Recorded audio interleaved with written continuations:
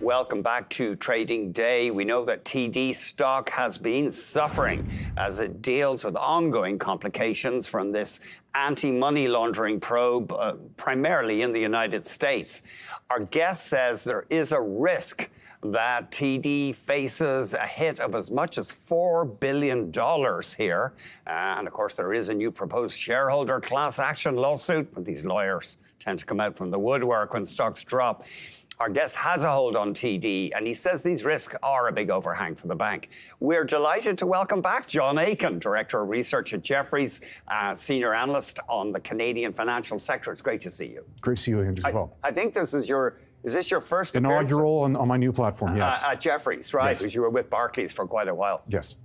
TD, tell us, you said the damage here could be $4 billion US. I know you acknowledge that it's impossible to be precise. No, exactly. So right now the market is talking about $2 billion. And basically this is simple math based on the $450 million US that they took with one regulator as a provision they took last quarter. They're still dealing with two other regulators in the Department of Justice. So you multiply that by 4, you get to $2 billion. The problem is that all of this came out and we had actually a third reported incident with AML issues with TD in the US. And so every time an incident comes up like this, we suspect that the fine is just going to become more and more inflated. So as a safety check, we ran through some of the numbers and took a look at what TD could actually withstand before we eroded capital to a critical level. And unfortunately, TD about a year ago was standing at head and shoulders above the rest of the Canadian group in terms of excess capital levels. But they've been aggressively buying back shares after the First Horizon acquisition fell through, basically bring down their capital level, improve their profitability. But now they're at a level at $4 billion US is what they have as excess. And if that's what the fine is, then basically they're running at a level that the market will be just comfortable with, not happy. What happens if your excess capital erodes? You have to do an equity issue at a depressed price? Presumably, yes. Now, when we calculate excess, we're still talking 1 full point or 100 basis points above the regulatory minimum, which is at 11.5% right now. But basically, the market has shown that they want a buffer above that, obviously. And basically, when that level is being breached, then there's discussions about whether or not the bank will have to raise equity. We don't think that TD will, even if there's a fine above $4 billion US, only because there's still some time for them to generate capital, because we don't know when the investigation is going to end, and we don't know when these fines are going to be imposed. So TD, it's frustrating for them. Presumably they weren't complacent about it at head office, but this stuff happened under their watch. No, absolutely. And basically, when you take a look at what TD has been saying to the market, they have actively been very aggressively trying to change their policies and procedures as soon as this came to light for them. The problem that we have, though, is that it's not just one incident isolated. Like I said, it's the 3 now. And I absolutely understand TD's frustration. I understand investors' frustrations, because this is something that may not necessarily have been their fault, but we're dealing with the ramifications of this. And now, as we sit here today, we have to figure out, okay, what is the damage in terms of the fines, in terms of a consent order, meaning restrictions on what they can and cannot do in place, how long that is going to take, what the costs of the remediation efforts are going to be over and above the fines. And with all of this uncertainty, as you said in the outset, we just view this as an overhang that's going to be in place for some time. I know the dividend yield is just one metric, but it's gone well above 5% on TD right now. First, you have a hold, but could that be a buy signal for somebody willing to ride this out? No, absolutely. If we're going to look far enough out, we do think that this is a depressed valuation for TD.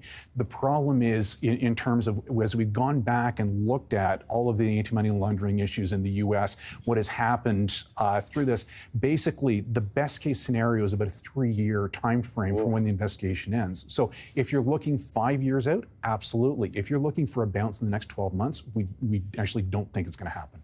I'm thinking about Wells Fargo. That was alleged bad treatment of consumers, but that hung over the bank for years. Oh, no, absolutely. And the conversations that we're having with investors is, well, everything it's all priced in, this is overblown. And yet we point out the Wells Fargo situation to them as, well, no, that's different. it is a very different circumstances, but the end impact and the regulatory oversight is honestly, we can draw a lot of parallels to.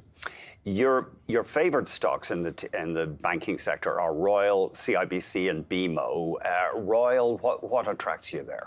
Well, basically, the acquisition of HSBC Canada is probably going to shoot the lights out. And we recently upgraded Royal only because we wanted to see how the conversion was going to happen. It was a very aggressive, very risky from an operational standpoint, but from our channel checks, we haven't heard a peep in terms of anyone being very upset about that. So now, when you take a look at Royal being the largest, getting bigger, all of the economies of scale they're going to get out of that in terms of the cost synergies, but the ability to cross-sell into the former HSBC Canada customers, we think there's actually revenue upside as well that's not adequately being priced in the marketplace. So if you're looking for a move in the next 12 months, we think Royal is definitely placed for that. Why was it risky that just marrying the two, HSBC Canada and Royal, the cultures would be different? What HSBC wanted in terms of the agreement was basically, as soon as it was done, the customers are on your platform. There's no timeline in terms of having them move over slowly.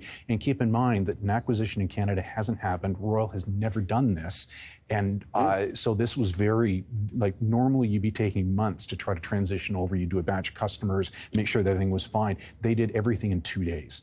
Very impressive. I know, it's probably one of those things that is a lot harder than it looks. I was happy I didn't have to do anything with it. You do favor CIBC. What have they got going for them? Well, when you look at the current environment the banks are facing, is revenues are very challenged just because of the economic headwinds that they're facing.